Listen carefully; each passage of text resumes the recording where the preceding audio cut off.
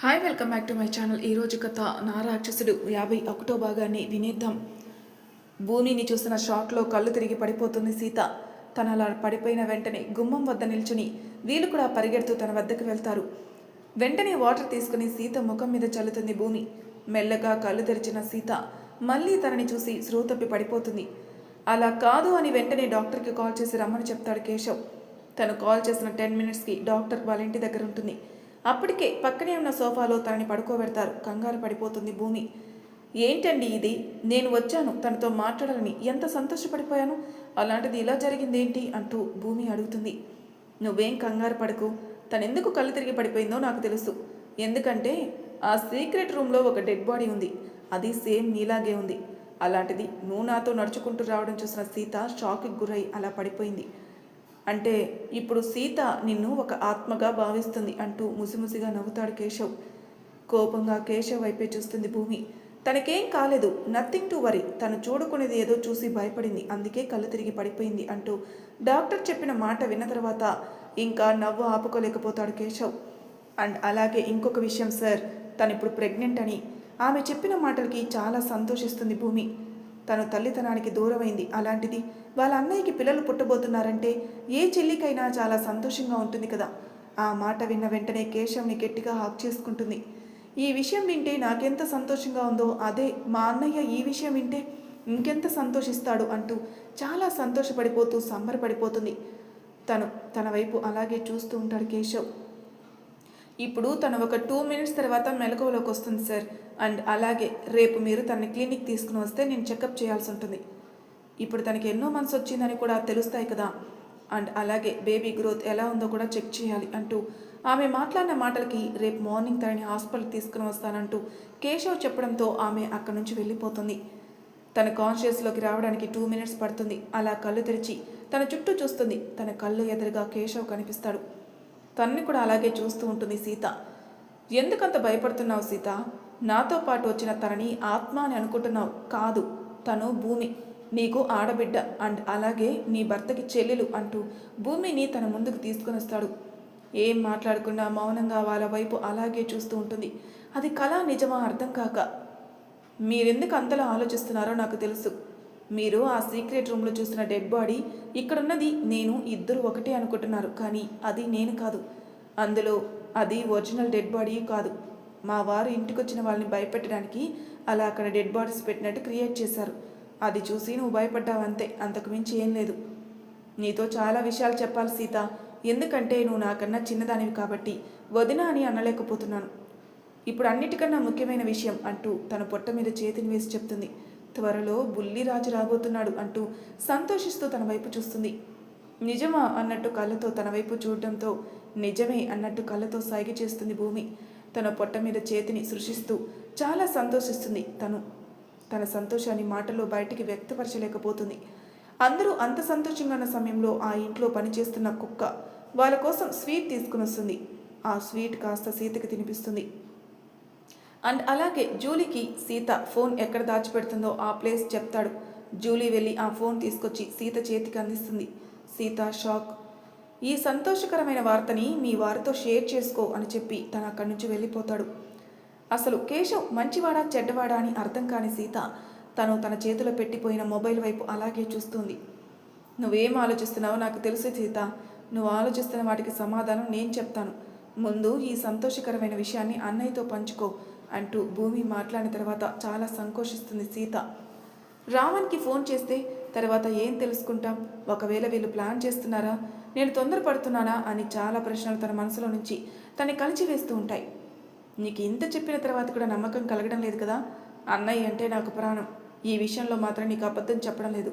ఒకసారి అన్నయ్యకి ఫోన్ చేసి చూడు, అప్పుడు నిజమేంటో నీకే తెలుస్తుంది అంటూ తను మాట్లాడిన తర్వాత అంత సంతోషంలో కూడా రావణ్కి కాల్ చేస్తుంది సీత. ఏమైంది సీత, నిన్నటి నుంచి ఫోన్ లేదు, ఇంట్లో చాలా టైట్గా ఉందా? ఇప్పుడు కేశవ్ ఎక్కడున్నాడు? మనం అనుకున్నట్టు మన ప్లాన్ సక్సెస్ అయింది. పోలీసులు అక్కడ సప్లై అవుతున్న కోకైన్ భారీ మొత్తం పట్టుకున్నారు. అండ్ అలాగే వాళ్ళ సర్చింగ్ కూడా మొదలుపెట్టారు. ఇక్కడ పోలీసులు శ్రీలంక పోలీసులకి ఇన్ఫామ్ చేశారు.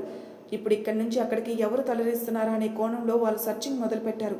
Thank you so much Sita, నువ్వు చేసిన ఈ సహాయానికి చాలా చాలా పెద్ద థ్యాంక్స్. వాడిని పట్టుకునే వరకు నేను నిద్రపోను. అలా నా వల్ల నేను చాలా సఫర్ అయ్యేలా చేస్తున్నాను అంటూ బాధపడతాడు. ఏమైంది? నేను ఒక్కడినే మాట్లాడుతున్నాను, నువ్వేం మాట్లాడడం లేదు. అక్కడ ఎలా ఉన్నావు? ఏమైనా భయపడుతున్నాడా వాడు? చెప్పు, ఏం జరిగింది అంటూ రావణ్ మాట్లాడిన మాటలకి 2 మినిట్స్ తర్వాత తన మాట బయటకు వస్తుంది. నువ్వు బాగున్నావు కదా అంటూ పదే పదే తను అడుగుతున్న ప్రశ్నకి నవ్వుతూ సీత గొంతు వినిపిస్తుంది. ఎందుకే అంతలా నవ్వుతున్నావు? ఎందుకంటే చెప్పాలంటే మాట బయటికి రావడం లేదు, ఎలా చెప్పాలో అర్థం కావడం లేదు. అది మీరు నాకు దగ్గరగా ఉంటే చెప్పే మాట, కానీ ఇలా ఫోన్లో చెప్తున్నందుకు కొంచెం బాధగానే ఉంది. ఏంటి, ఏం జరిగింది అంటూ తను ఇంకా కంగారు పడతాడు. అది గుడ్ న్యూస్ అంటూ సీత చెప్పిన మాటకి తన ఆలోచనలు కూడా ఎటువైపు తిరుగుతూ ఉంటాయి. సీత, ఏంటో త్వరగా చెప్పవే, టెన్షన్తో చచ్చిపోతున్నాను. త్వరలో మన ఇద్దరం తల్లిదండ్రులు కాబోతున్నాం అంటూ సీత చెప్పిన మాటకి సంతోషంతో ఉక్కిరిబిక్కిరైపోతాడు రావణ్. అసలు తనకి మాటలే రావడం లేదు. కళ్ళల్లో నుంచి కన్నీళ్లు తప్పనిస్తే అవి కూడా ఆనంద బాష్పాలాయి. తను ఎంత కంట్రోల్ చేసుకోవాలనుకున్నా సరే తెలియకుండానే కళ్ళు కాస్త వర్షిస్తూ ఉంటాయి. తను అలా ఏడవడం చూసిన కౌశిక్ కంగారు పడతాడు. ఏమైంది అంటూ మోకాల మీద అక్కడే కూర్చుండిపోతాడు. ఏమైంది? మీరేం మాట్లాడడం లేదు అంటూ సీత అడిగిన మాటకి మౌనమే అతని సమాధానం. నా లైఫ్లో నేను చాలా కోల్పోయాను, అలాంటిది ఇప్పుడు మళ్ళీ నా జీవితంలోకి చాలా సంతోషాలు వస్తున్నాయంటే ఆ సంతోషాన్ని నేను ఎలా తీసుకోవాలో అర్థం కావడం లేదు సీత. నువ్వు దగ్గరుండి నాకు చెప్పాలనుకున్న మాట నేను కూడా దగ్గరుండి నువ్వు చెప్తుంటే వింటే ఇంకా ఎంత సంతోషపడేవాడినో అర్థం కావడం లేదు. ఇప్పుడు ఒంటరిగా నేను వదిలేసి చాలా పెద్ద తప్పు చేశాను కదా. వచ్చేస్తాను రా, త్వరగా నీ దగ్గరకు వచ్చేస్తాను. ఇప్పటికే నీకు దూరంగా ఉండి చాలా నలిగిపోతున్నాను. ఇక నిన్ను ఒక్క నిమిషం కూడా దూరంగా ఉంచను. రేపు నా బిడ్డ నన్ను ప్రశ్నిస్తాడేమో, నేను కడుపులో ఉన్నప్పుడు నాకు దూరంగా ఉన్నావా నాన్న అని. వాళ్ళు ఒక్క ప్రశ్న అడిగితే చాలు తండ్రిగా నేను పూర్తిగా ఓడిపోయినట్టే సీత. మీరెందుకు అలా ఆలోచిస్తున్నారు? మీరు ఒక మంచి తండ్రిగా ఎప్పటికీ ఉంటారు. కాదు, ఉండాలి. నేను వచ్చేస్తున్నాను. ఏం జరిగితే అది జరిగింది. ఒక్క క్షణం కూడా నేను వదిలి నేను ఉండను అంటూ వెంటనే కాల్ కట్ చేస్తాడు రావణ్. రావణ్ గారు, నేను చెప్పేది వినండి అంటూ సీత మాట్లాడినా సరే వినిపించుకోవడం లేదు తను. మరిప్పుడు ఏం చేయబోతున్నాడో. ఏమైంది? అన్నయ్య ఎలా ఫీల్ అయ్యాడు అంది భూమి. ఆయన హ్యాపీనెస్ మాటల్లో చెప్పలేకపోతున్నాను. వెంటనే వచ్చేస్తానంటున్నారు. ఇప్పుడు ఏం చేయాలి? నువ్వు దాని గురించి ఆలోచించుకో. ముందు నువ్వు రెస్ట్ తీసుకో, తర్వాత నేను నీతో మాట్లాడతాను సీత. అది కాదండి, ఎందుకు నాకు కళ్ళు తిరుగుతున్నట్టు అనిపిస్తున్నాయి? సీత తన తల పట్టుకుంది. ఏమైంది? ఇప్పటి వరకు బాగున్నావు కదా, డాక్టర్ కూడా వచ్చి చెక్ చేసి వెళ్ళారు కదా. తెలియదండి, తల తిరిగిపోతుంది అంటూ సీత మాట్లాడిన మాటకి కంగారు పడుతూ వాళ్ళ మాటలు వింటున్న కేశవ్ తన దగ్గరికి వచ్చేస్తాడు. ఇక ఆలస్యం చేయకుండా తనని వెంటనే హాస్పిటల్కి తీసుకుని వెళ్తాడు. అలా వెళ్తున్న క్రమంలో సీత నోటి నుంచి ఎర్రటి చార లాంటి బ్లడ్ బయటకు వస్తుంది. అది చూసిన తర్వాత భూమి కాళ్ళ కింద భూమి కంపించినట్టు అయిపోయింది. వెంటనే వేగంగా కారు ముందుకు వెళ్ళిపోతుంది. అలా అందరూ కలిసి హాస్పిటల్కి రీచ్ అవుతారు. ఇక్కడ నుంచి వెళ్ళిన డాక్టర్ అప్పుడే హాస్పిటల్కి రీచ్ అవుతుంది. కేశవ్ కాల్ చేసిన తర్వాత తనకి బాగా ఇంకా భయం వేస్తుంది. ఇప్పుడే కదా తను చెక్ చేసి వచ్చాను, నోటి వెంట బ్లడ్ రావడం ఏంటి అని ఆమెను కూడా భయం మొదలవుతుంది. వెంటనే తన కోసం ఐసీయూలో అరేంజ్మెంట్ చేస్తుంది. వెంటనే పేషెంట్ రావడమే ఆలస్యం. తనని ఐసీయూలోకి షిఫ్ట్ చేస్తారు. తన పల్స్ చెక్ చేస్తుంది. పల్స్ కూడా చాలా మెల్లగా కొట్టుకోవడం ప్రారంభమవుతుంది. నోటి వెంట విపరీతంగా బ్లడ్ వామిటింగ్స్ అవుతాయి. వెంటనే తనని చెక్ చేయడం మొదలు పెడతారు. అలా వాళ్ళకి తెలిసింది ఏంటంటే తన బాడీలో పాయిజన్ లెవెల్స్ ఓవర్గా హై లెవెల్లో ఉన్నాయి. ఒక్కొక్కరిగా డాక్టర్స్ అలాగే సిస్టర్స్ లోపలికి పరుగులు తీస్తున్నారు. వీళ్ళకి మాత్రం టెన్షన్ ఎక్కువైపోతుంది. తనకి ఏవైనా అయితే రావణ్కి ఎవరు సమాధానం చెప్పాలి? సీతకి ఏమైనా జరిగితే రావణ్ బ్రతకగలుగుతాడా? తను సీత కోసమే బ్రతికాడు, తన కోసమే సీత పుట్టింది. అలాంటిది ఇరువురిని వేరు పడితే వాళ్ళ జీవితం ఏంటి? ఎన్ని రోజులు వాడికంటూ సంతోషం లేకుండా నేను చేసిన పనికి పిచ్చివాళ్ల బ్రతికాడు. తన జీవితంలోకి వెలుగులా వచ్చింది సీత. ఇప్పుడు తనకి ఏమైనా జరిగిందంటే ఏంటి పరిస్థితి? తన ఆవేశంతో మమ్మల్ని బ్రతకనిస్తాడా, అందరినీ చంపేస్తాడు అనుకుంటూ ఆలోచిస్తూ ఉంటాడు కేశవ్. విషయం తెలుసుకున్న తర్వాత రావణ్ చెన్నైలో ఉన్నాడు కాబట్టి చెన్నై నుంచి శ్రీలంక టికెట్ బుక్ చేస్తాడు. నువ్వు ఇప్పుడు వెళ్ళడం అవసరం అంటావా? నువ్వు వెళితే అక్కడ సిచ్యువేషన్ ఎలా ఉంటుంది? ఒంటరిగా వెళ్ళకు, నేను కూడా నీతో వస్తాను. లేదు కౌశిక్, నా ప్రాణం అక్కడ ఉంది, నేను ఇక్కడ ఒంటరిగా ఉన్నాను. నా ప్రాణం దగ్గరికి నేను వెళ్ళాలి, తప్పదు. ఇలాంటి సమయంలో తనకి దూరంగా ఉండడం నా వల్ల కావడం లేదు.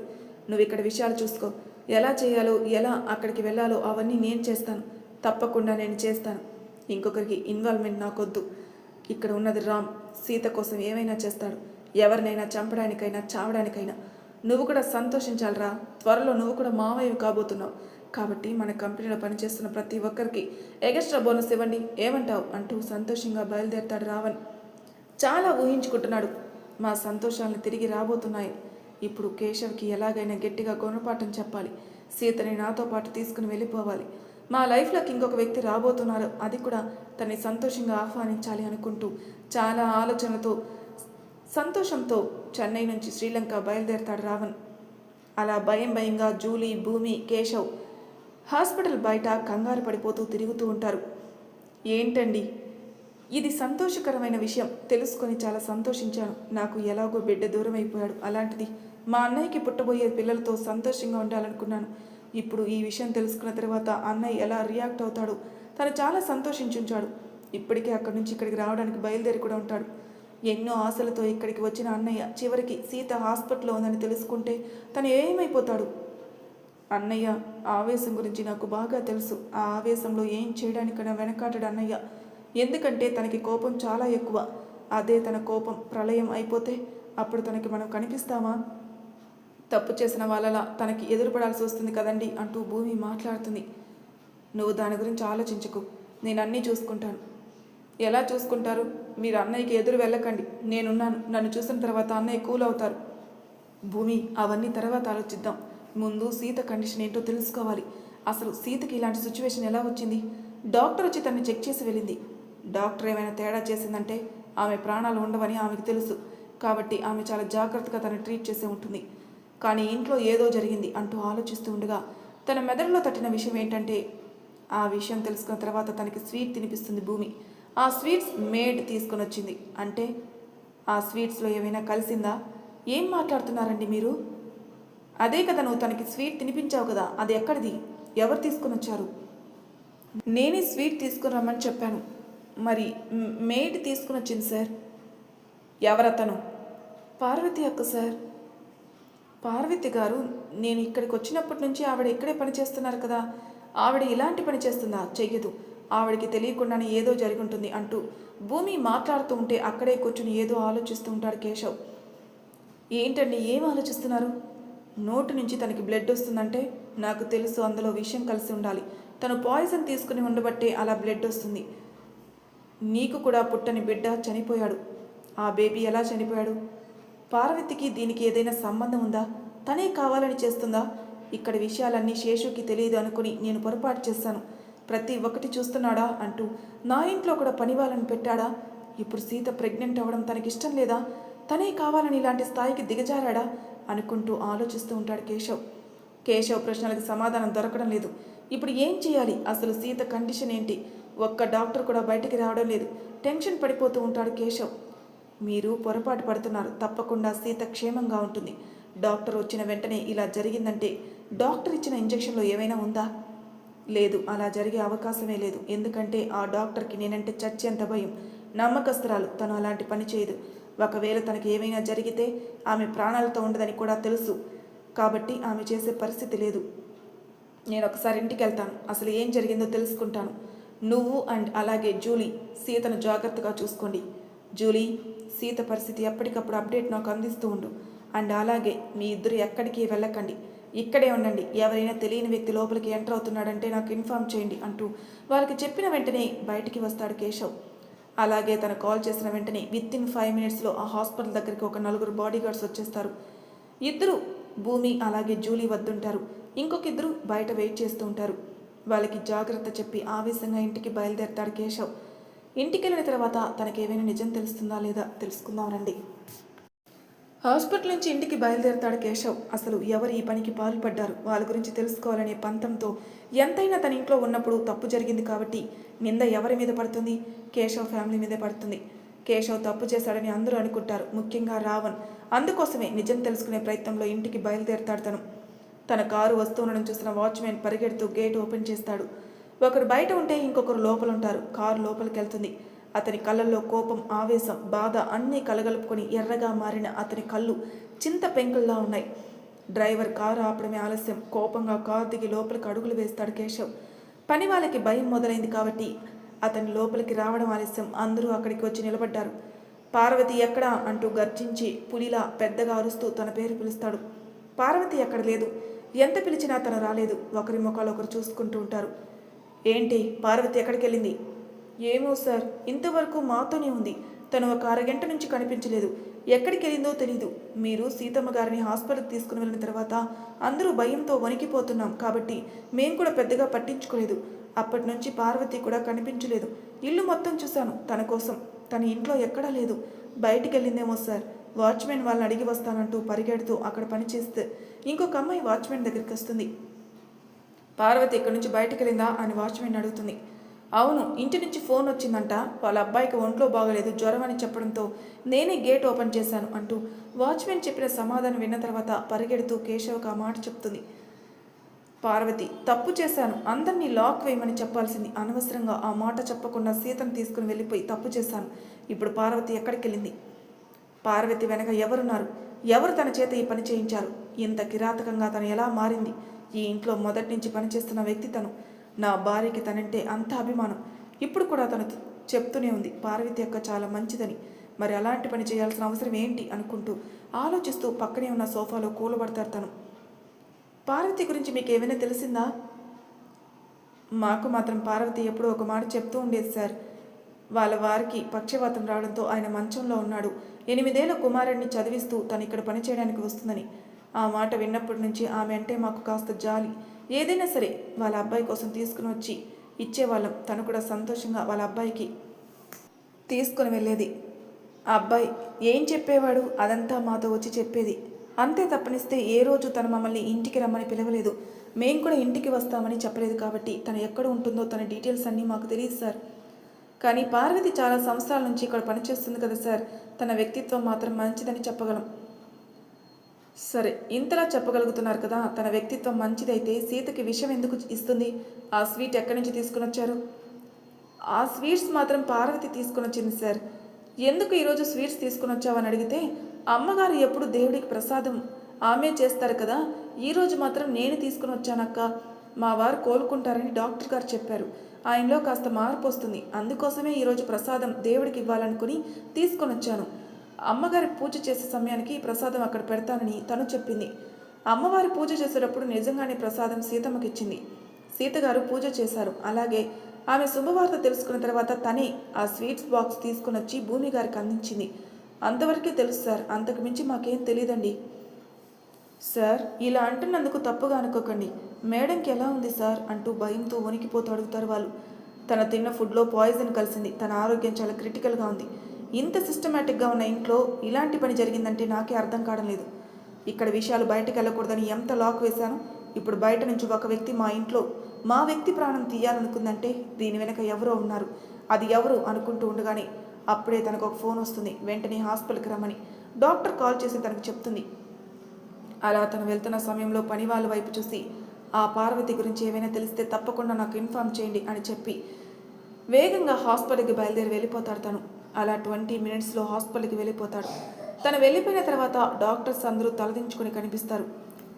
ఏమైంది? ఎందుకు అలా ఉన్నారు? అసలు ఏం జరిగింది? ఇప్పుడు సీత కండిషన్ ఏంటి? సార్, సీత గారి కండిషన్ చాలా క్రిటికల్గా ఉంది.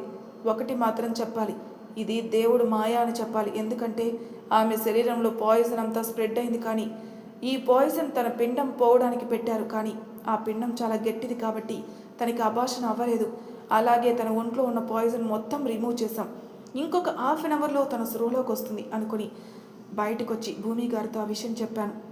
మేము చెప్పి వెళ్ళిపోయిన తర్వాత సీతని డిస్టర్బ్ చేయొద్దు. అలాగే ఇంకొక 1 అవర్లో తన స్పృహలోకి వచ్చిన తర్వాత మీరు వెళ్ళి తనతో మాట్లాడమని చెప్పాను. కానీ ఇంతలో అంటూ డాక్టర్ ఎలా చెప్పాలో అర్థం కాక సతమత పడిపోతూ ఉంటుంది. ఇంతలో ఏం జరిగింది అంటూ గర్జిస్తూ అడుగుతాడు కేశవ్. తెలియదు సార్. భూమి గారు అలాగే భూమితో ఉన్న అమ్మాయి సీత ముగ్గురు మిస్ అయ్యారు. ఎక్కడికి వెళ్ళారో తెలియదు అంటూ డాక్టర్ చెప్పిన మాటలకి ఒక్కసారిగా తన ఊపిరిపోయినంత పని అవుతుంది తనకి. అలాగే అప్పుడే హాస్పిటల్లోకి అడుగులు వేసిన రావణ్ ఆ మాటలు విన్న తర్వాత సంతోషంగా సీత దగ్గరకు వచ్చి తను చూడాలనుకుని పరితపించిపోయిన రావణ్ ఇప్పుడు తను చావు బతుకుల్లో ఉందన్న వార్త విన్నాడు. దానికి తోడు తను ఎవరో ఇక్కడి నుంచి తీసుకుని వెళ్ళిపోయారన్న మాట విన్న తర్వాత అసలు అక్కడ ఏం జరుగుతుందన్న దిగ్భ్రాంతిలో ఉండిపోయాడు తను. భూమి అనే పిలుపు తన చెవుల వెంట పదే పదే వినిపిస్తుంది. డాక్టర్ పలికినప్పుడు తను అక్కడున్నాడు. అసలు భూమి ఏంటి? భూమి ఇక్కడ ఉండడం ఏంటి? భూమి అనే పదం ఇక్కడ వినిపిస్తుంది. అసలు భూమి ఎవరు డాక్టర్ అంటూ తను మాట్లాడిన మాటలకి వెనక్కి తిరిగి చూస్తాడు కేశవ్. వెంటనే వెళ్ళండి, సీసీ ఫుటేజ్ ఆన్ చేయండి, అసలు వాళ్ళు ఎక్కడికి వెళ్ళారో వాళ్ళ గురించి నేను డీటెయిల్స్ తెలుసుకోవాలి అంటూ ఆ సీసీ కంట్రోల్లో రూమ్లోకి పరిగెడుతూ అందరూ పరుగులు తీస్తారు. వాళ్ళ వెంటే రావణ్ కూడా వెళ్తాడు. అలా సీసీ ఫుటేజ్ కెమెరాలు ఆన్ చేసిన తర్వాత ఐసీయూ బయట కనిపిస్తుంది భూమి. తన వైపు అలాగే చూస్తూ ఉండిపోతాడు రావణ్.